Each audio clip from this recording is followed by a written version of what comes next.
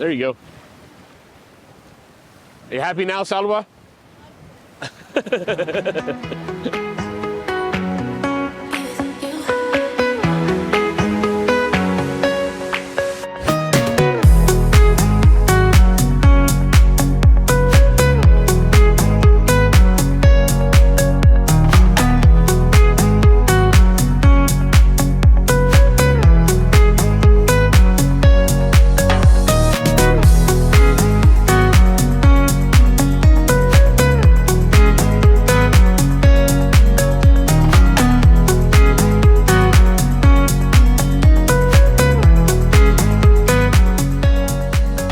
Welcome to Alubat, America. I'm Rob Poirier.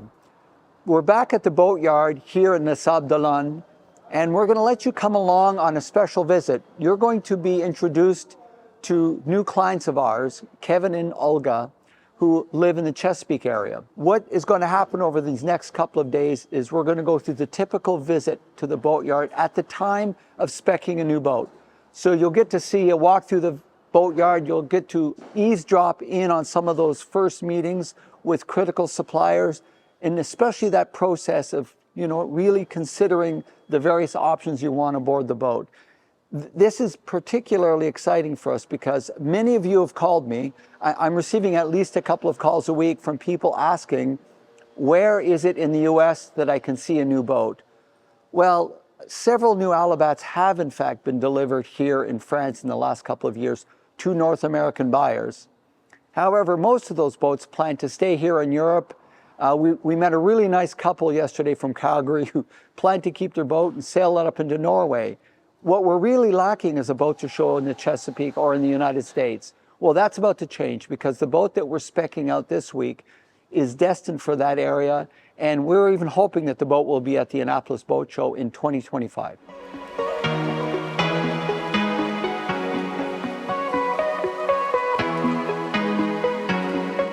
A visit to the boatyard inevitably starts with a tour of the facility. And what's really nice right now, there's 10 boats being built at various stages of construction. So Kevin and Olga were able to see a 370 from literally nothing more than plates being assembled on a jig to the point where that fully constructed hull shape was ready to go into the paint shop, right here into the finishing factory where they can watch furniture being installed. So the way we work is we're buying the aluminium in the distribution network in France. Okay. And it's not being shipped to us. It's being shipped directly to the company that is doing the cutting for us. So we send them the files, and they have they are 25 minutes from here. They have two big tables, and it's water and sand. Water jet, yeah. So water cutting, they've got two tables of 8 per 3, and we're working on metal sheets that are 6 per 2 meters. So actually here, you've got 430 number 9. Here is all the 8 millimeter, and here you have 10, 5, 6, 4.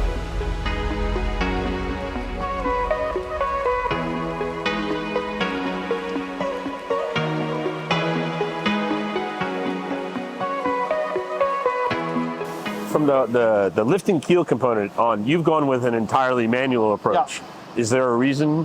What has been tested over the years that said we want to go manual, we don't want to go? We've got good enough results with hydraulic.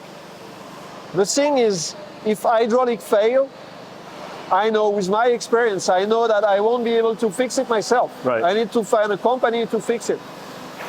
And hydraulic fluid. Yeah, and a manual system, if something fails, I need to change a line. Right. I can do that myself. And then if I just want to push a button to lift it up, I can still fit an electrical winch. Right, that's true, good point. That's, so simple is beautiful, do-it-yourself maintenance, and more reliable.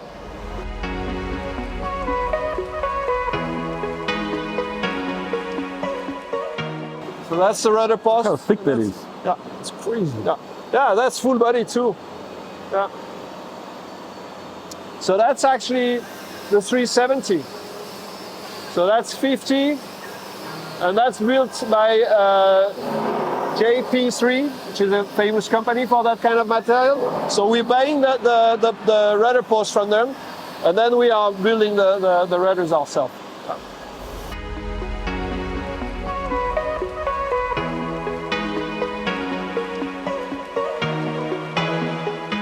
So if there's a large piece of equipment to remove from the technical room, at some point you might need to cut the flexitech and open that hatch. So that's just a maintenance hatch if there's a very large maintenance to do. That machine, The press? the press, and we've got programs in there. So we can bend. So this is the front of a hard Dodger. Oh, wow. It's marked, so there's going to be one here, here, and here. And that's the whole face of the 370.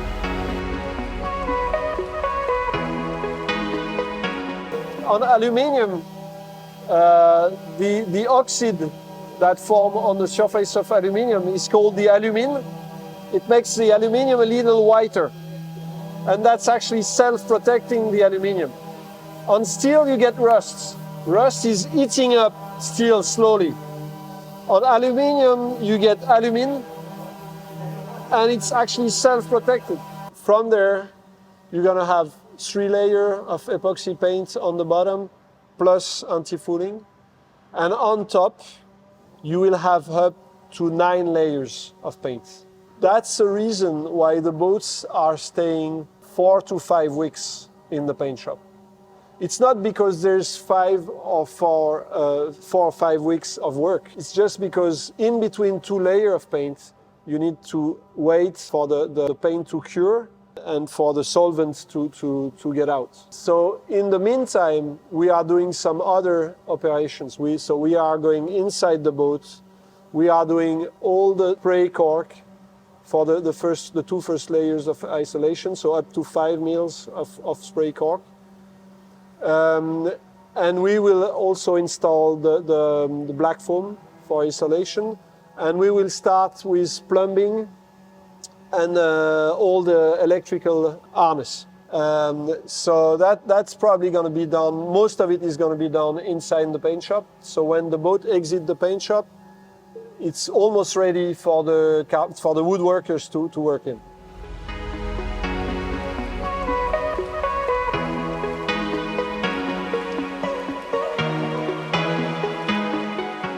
And then it is assembled to a size that allows us to fit the furniture through so that pre-assemble, pre-varnish, and then fit inside the boat, and then install inside the boat, so that the rest is just some touch-up varnish if needed, but everything is pre-mounted, pre-varnished. It goes without saying that perhaps the most enjoyable part of your visit will be going for a sea trial aboard, a brand new boat that's been recently commissioned in the harbor.